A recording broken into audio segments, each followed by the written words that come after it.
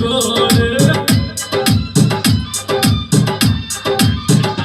हाँ लगनी झिझिया बियाहक मटकोर नहीं जब भेटैया चारी पर तिलकोर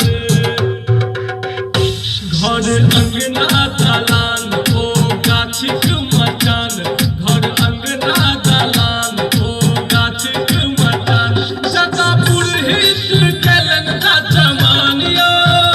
सबसे सुंदर अपन मिथिला धाम यो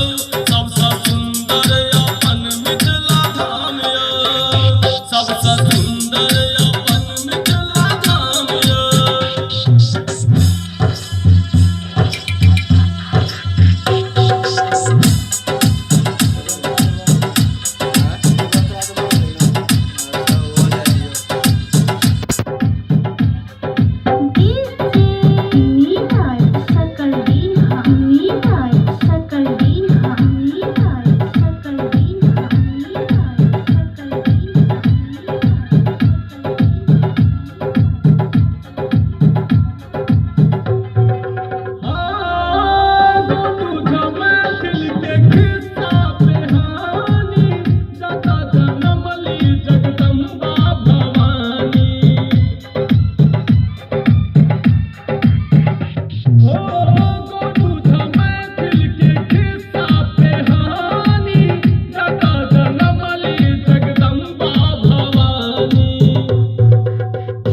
कोसी कमला बलान वो गोसानी के गान कोसी कमला बलान वो गोसानी के गान जता तक छात्र शंकर भगवान यो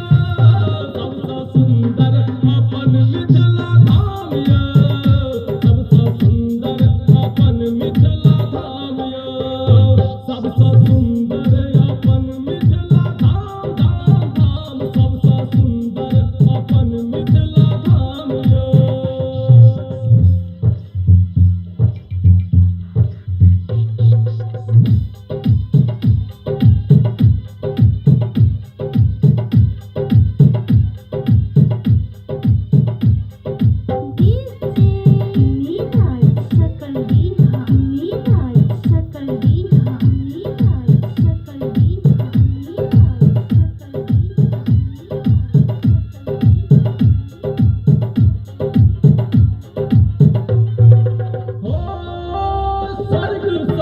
मिथिला के धरती राजा जनक जी आया सन हंसती